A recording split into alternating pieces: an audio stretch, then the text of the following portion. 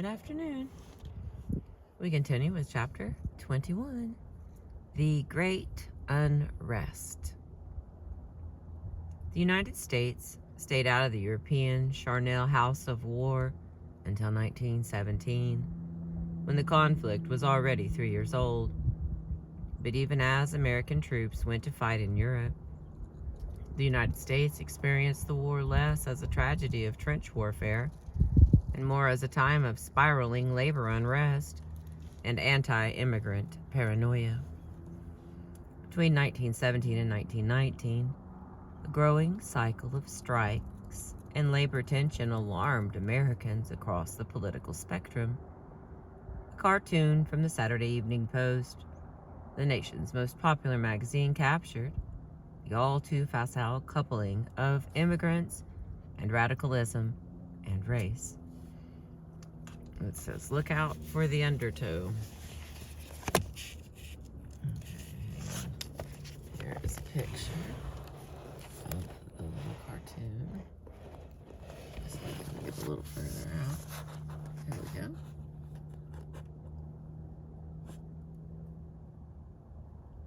From 1921. There's the kid, the mom, and the dad, and the wave of immigration. Alright, there we go. That'll be what we're talking about for the next 3 minutes. Look out for the undertow.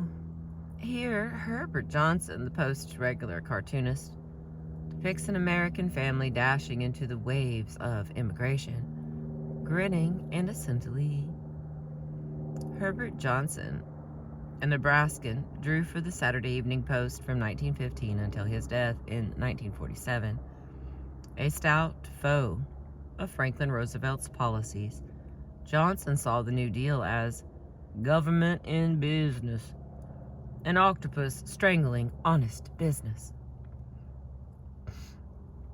The mother wears the sentimentalist label that hard-headed, science-minded race theorist routinely attributed to anyone, especially women, who believed that the environment played a role in human destiny. The smiling father, equally clueless, leads his family into the wave as employer of cheap labor. Only the child, the future of America, hangs back, sensing the peril ahead. Rolling in with the immigration wave are fatal threats to the nation. Lowered standards, race degeneration, Bolshevism, and disease. In this cartoon, the race in question was white, as was the menace. Republicans in Congress had been trying to restrict immigration on more or less racial grounds since the 1880s, but with limited success. Their party was, in fact, divided. Although normally allied with the Republicans, manufacturers, employing cheap immigrant labor, lobbied diligently against legislation to curtail it. Their economic interests weighed against a tightening of the labor market and the certainty of rising wages. The result was an unexpected alliance. Democratic presidents and congressmen, representing large numbers of immigrants, also resisted anti-immigration legislation as racist and discriminatory.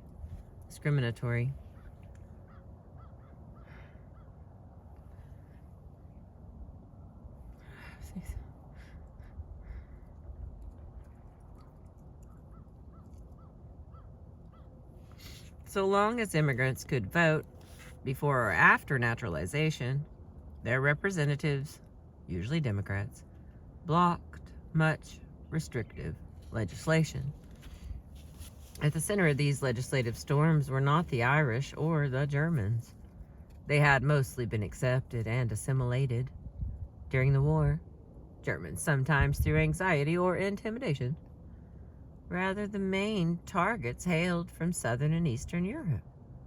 The masses of Slavs, Italians, and Jews, many said to be mentally handicapped, prone to disease, and un-American ideologies. Therein lay the threat. Where in all this were Asians? Nowhere, for since 1882, after Chinese workers had completed the western portion of the Transcontinental Railroad, they had, one and all, been declared ineligible for citizenship. Not being part of the new American political economy meant that Asians lacked any influence in Congress. It took them a long time to gain parity. A fundamental issue was labor. The stigmatized immigrants came as workers to feed American industry. Side note, in 1882, ruling in Ryup declared Chinese not to be white, and therefore not eligible for naturalization under the 1790 Naturalization Act. Although the language of the 1790 Act deemed only free white males eligible, the 15th Amendment in 1870 made black people eligible for naturalized citizenship. The Chinese Exclusion Act of 1882 enacted the prohibition against Chinese naturalization into federal law. The Gentleman's Agreement President Theodore Roosevelt negotiated with the government of Japan in 1907 permitted the entry of Japanese gentlemen, scholars, diplomats, but prohibited the immigration of working-class Japanese. During the late 19th century, the United States had industrialized impressively. After recovery from the Deep Depression of the 1890s, American industrial output rivaled Europe's. More than 14.5 million immigrants, mostly from Southern and Eastern Europe, entered the country between 1900 and 1920, their numbers far exceeding even the lowly Irish and Germans disdained by Ralph Waldo Emerson as guano races. In Emerson's time, the Irish had found paying work on the canals and the eastern railroads. Now immigrants poured into manufacturing rather than farming and transportation, generating the profits of 20th century America. By the 1890s, industrialization had given rise to giant corporations like Standard Oil of John D. Rockefeller, U.S. Steel under Andrew Carnegie, and the combined Union Pacific, Southern Pacific, and Illinois Central railroads run by E.H. Harriman. The wealth of these corporations depended upon friendly state and federal legislators and a multitude of local corporation lawyers in the state legislatures that elected U.S. senators until 1913. Corporate-minded office holders shaped a legal context friendly to corporations and hostile toward labor, free to squelch workers' attempts to organize, and quick to exert the power of the state against strikers. Corporations rewarded themselves with salaries, bonuses, and profits, and their shareholders with dividends, rather than accord their workers wage increases. Corporate-minded office holders shaped a legal context friendly to corporations and hostile toward labor, free to squelch workers' attempts to organize, and quick to exert the power of the state against strikers. Corporations rewarded themselves with salaries, bonuses, and profits, and their shareholders with dividends, rather than accord their workers wage increases. Inevitably, workers came to resent such exploitation, but in the popular mind, their resentment wore an immigrant face. Soon, disruptive actions, such as the Great Steel Strike in Homestead, Pennsylvania in 1892, and the 1894 Pullman Strike near Chicago broke out regularly. Even voters who may have felt no particular warmth toward labor began to cast protest votes against the two major parties, both very dedicated to serving capital. In consequence, during the so-called progressive era before 1915, left-wing policies more attuned to the needs of people than to the wishes of powerful corporations gained favor. SP, the Socialist Party, founded in 1901, led the way. Powered by voters unhappy with the lockstep Republican and Democratic pro-business status quo. Throughout the country, the Socialist Party grew quickly from around 1910, attracting some 100,000 members. One stronghold, New York City's 1.4 million Yiddish-speaking working-class immigrants, elected a series of socialist candidates, including 10 state assemblymen, 7 city councilmen, 1 municipal judge, and 1 congressman. The Socialist Party candidate for president, Eugene Debs, polled 1 million votes in 1912, the Socialist Party's high water mark. The far more revolutionary labor organization, the Industrial Workers of the World, also seized the moment, waging a media-savvy textile strike in Lawrence, Massachusetts, birthplace of American industry in the heart of symbol-laden New England.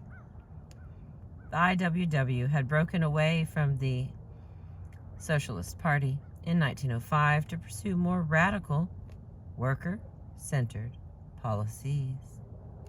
For many anxious Americans, the SP and IWW merged into a huge revolutionary threat to American society, one identified with immigrant, alien races. In the tense, hyper-patriotic atmosphere of wartime, any hint of labor militancy did not play very well across the country. Once the United States became a belligerent, I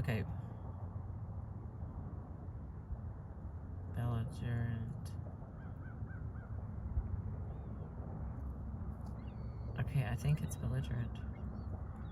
It has 2 L's in it, and somehow that strikes me wrong. But anyway, once the United States became a belligerent in April 1917, war production shot up, and the labor was in many cases supplied by immigrants.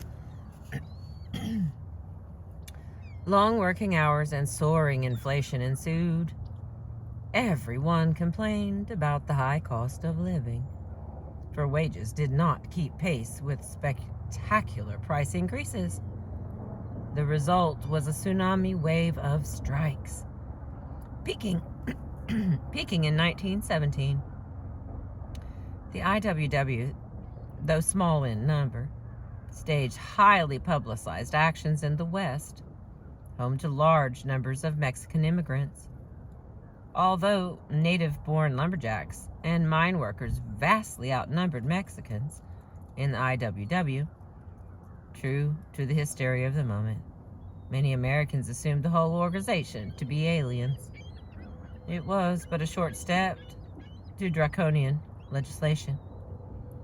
The Immigration Act passed in February 1917 targeted the IWW specifically, and labor radicalism generally, barring entry into the United States of all anarchists or persons who believe in or advocate the overthrow by force or violence of the government of the United States.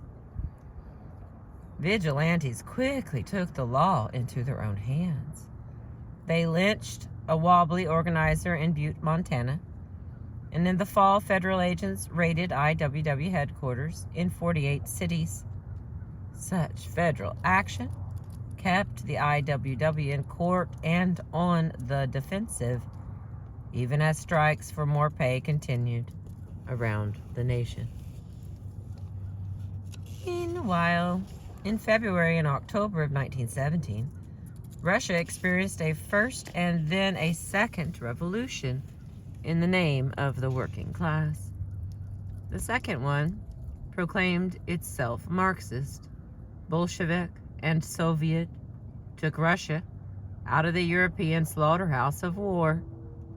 Furthermore, it increased the attraction of socialism as an alternative to senseless, belligerent politics, and bolstered the appeal of Marxism as a sweeping explanation for the human condition. At bottom, Marxism touted class conflict rather than race conflict as the motor of history. Such a substitution of class for race did not alter Americans' social ideology. For foundational law and the organization of government data, such as a census, still relied on categories of race. The Russian Revolution did not persuade Americans to think about labor and politics in terms of class. They continued to interpret all sorts of human difference as race. Therein lay a crisis of race ideology. If the Teutonic white peoples of Europe represented humanity's apex, how had they reverted to savagery so easily? The African-American sociologist W.E.B. Du Bois had an answer. This is not Europe gone mad. This is not aberration nor insanity. This is Europe. This seeming terrible is the real soul of white culture, stripped and visible today. In the face of the first great crisis of whiteness, saving the real soul of white culture became Americans' task after the war, one imposed and accepted amid a clash of ideas and events. The Russian Revolution, in wave after wave of strikes, converged on hereditarian concepts of permanent racial traits, a la Ripley's Races of Europe. The idea of the melting pot was already under stress when wartime anxieties tested it further. By the armistice of November 1918, Bolshevism in the American public mind meant the world turned upside down. In Germany, a socialist revolution followed the abdication of Emperor William II, evidently spreading the red tide. Many in the United States felt themselves stuck in a bad dream in which Bolshevik wobblies were running things, foreign strikers were fomenting chaos, and an insurrectionary proletariat threatened to seize government, murder citizens, burn churches, and in general destroy civilization. The end of civilization meant ugly, ignorant, unwashed immigrants breeding freely, their defects innate, hereditary, and permanent, and Native Americans trodden underfoot. Events of 1919 simply made things worse. The whole world seemed in convulsion. Strikes and revolutions raged on every continent. In France and even in England.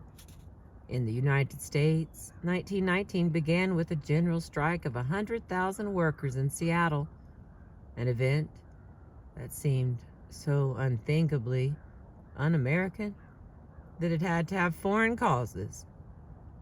Another Saturday Evening Post cartoon explains where strikes come from and offers a solution to the labor crisis. Here's his little picture before I start reading about it.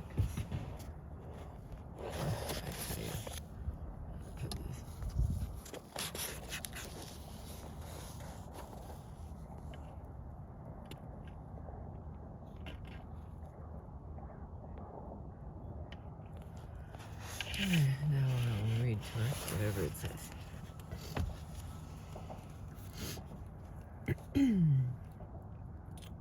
It's called 100% Impure.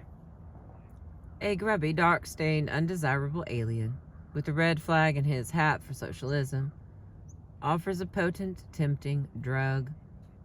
100% proof strike to befuddled labor. According to race theory's prevailing wisdom, labor's head shape tells a tale.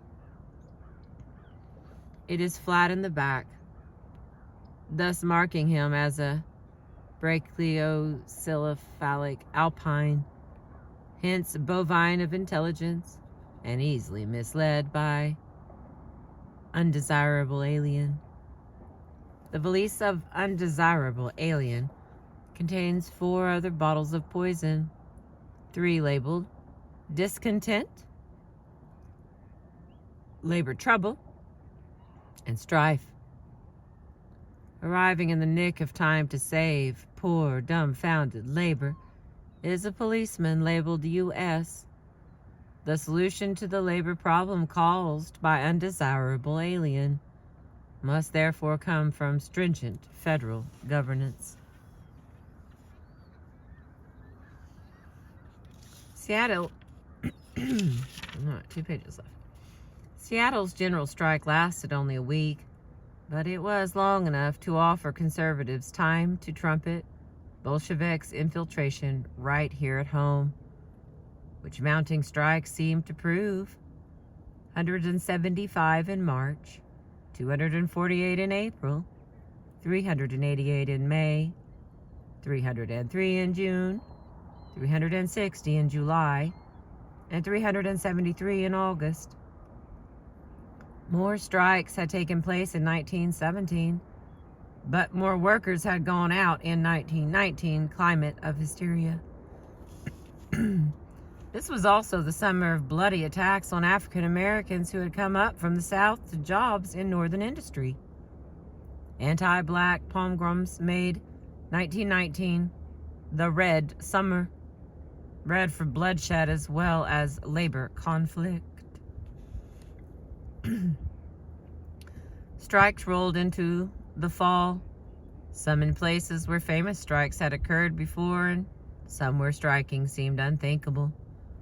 In September, 350,000 steel workers struck U.S. steel factories in 6 states, climaxing a decades-long campaign for an 8-hour day in recognition of the Steelworkers Union. In November, 600,000 railroad workers in 20 states walked off the jobs, and wildcat strikes paralyzed transportation locally. Near 500,000 coal miners threatened to strike in November when coal heated American homes and schools. Even the police played a part.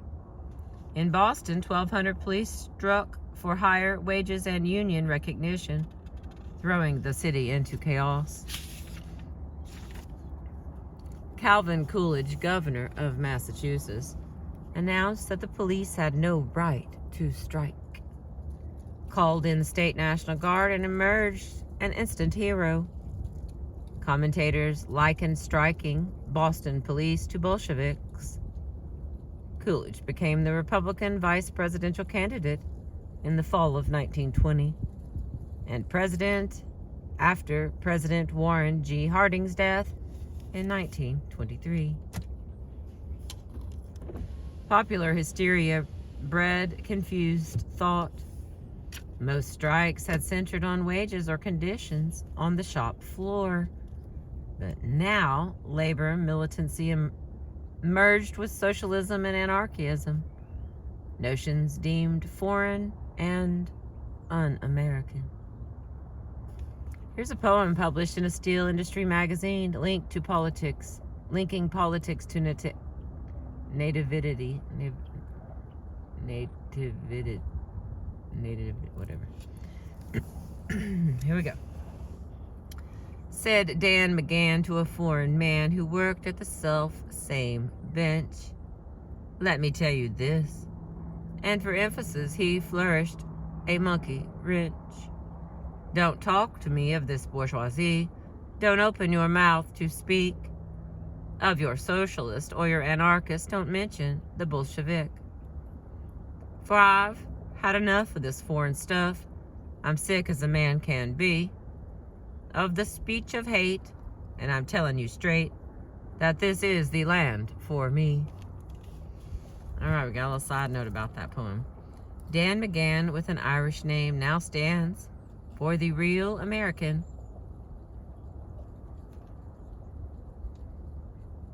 That was it. Okay. Anarchist had presented a popular target since the late 19th century, and in the present unrest, a murder in Massachusetts offered opportunity to clobber anarchism in the persons of Nicola Sacco and Bartolomeo Vanzetti, Italian laborers associated with Luigi Galliani, publisher of the revolutionary Chronica Subversive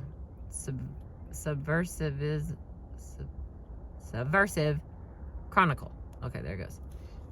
Sacco and Vanzetti, convicted of murdering 2 security guards in the course of a robbery in Braintree, became a cause célèbre on account of the questionable conduct of their trials, which ended with the hanging of both men in 1927 after enormous controversy. Here's a note on that. In 1977, then Governor Michael Dukakis signed a declaration removing any stigma and disgrace from Vanzetti and Sacco because of the shoddy conduct of their trials. All right, the last page, which is 2 pages of reading. Investigations proliferated. The Saturday Evening Post, which reached some 10 million Americans, ran a series of fire alarm articles warning of the intertwined immigrant Bolshevik menace. The U.S. Senate took up investigations of domestic Bolshevism, hearing testimony that Jews had caused the Russian Revolution.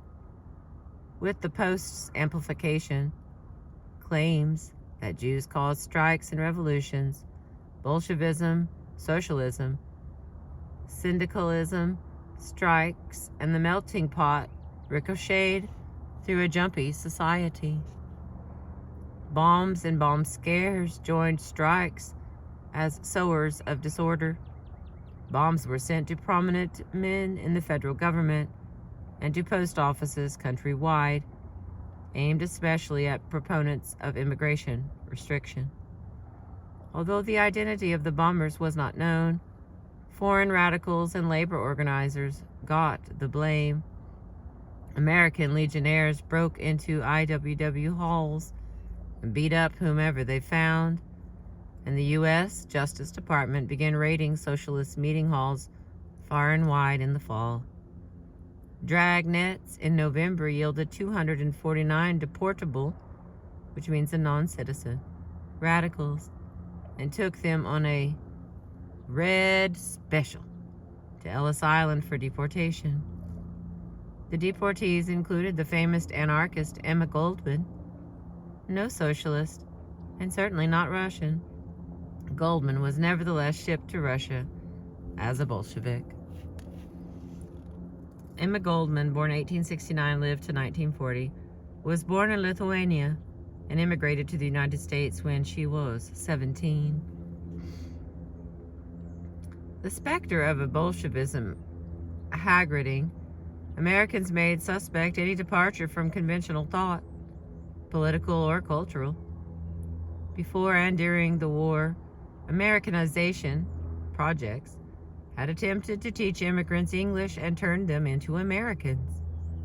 But wartime fears of espionage and sedition intensified this campaign into a press for 100% Americanism. 100% Americanism. meant not simply unstinting support for the war and the closing of radical newspapers such as El Proletario, with its sharp criticism of American public life, but also renunciation of old country ways of living and speaking. Cities and employers coerced employees into Americanization courses, where the English language, civics, and an upstanding way of life were strictly encouraged. The National Americanization Committee, led by the New York labor reformer Francis Keller, was nominally a federal organization, but functioned according to Keller's vision.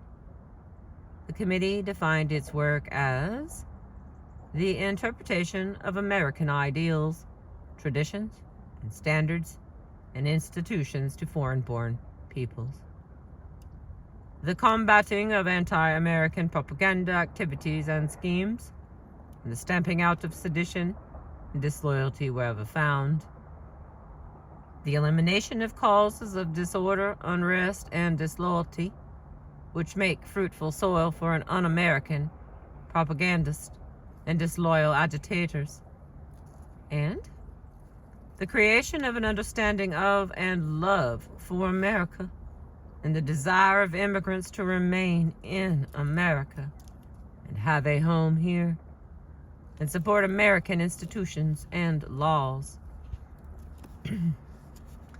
These often intense classes met several times per week and were closely monitored by the authorities. Before the war, Henry Ford had set up one of the longest-lived 100% Americanism systems in his Michigan automobile plants. Ford's sociological department, a model of Americanization, taught auto workers how to live a clean and wholesome life, according to Ford's own idea of living aright, speaking English, passing regular home inspections, remaining sober, keeping a savings account, and sticking to good habits were mandatory, while riotous living and rumors were strictly forbidden. The Ford School was intended to Anglo-Saxonize an immigrant workforce, as symbolized at graduation. The center stage stood a huge papier-mâché melting pot with stairs on both sides. As the band struck up a rousing tune, graduates in their national clothing went up the stairs on one side, entering the melting pot, and came out on the other side singing the Star-Spangled Banner and waving American flags. They were now dressed in derby hats, pants, vests, jackets, stiff white collars, polka dot ties, and a Ford Motor Company badge in each lapel. For women, Americanization meant conforming to social workers' notions of proper housekeeping, cooking, dressing, and child rearing. In sum, Americanization imposed the use of English and patriotic conformity. Socialistic notions were nowhere to be found here or indeed anywhere in the American power structure.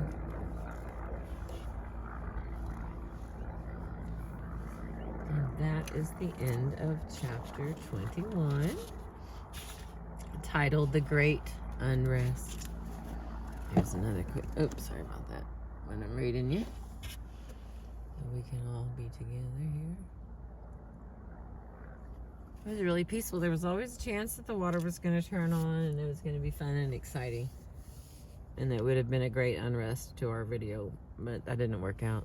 So we had a fairly peaceful video. I appreciate you letting me read to you.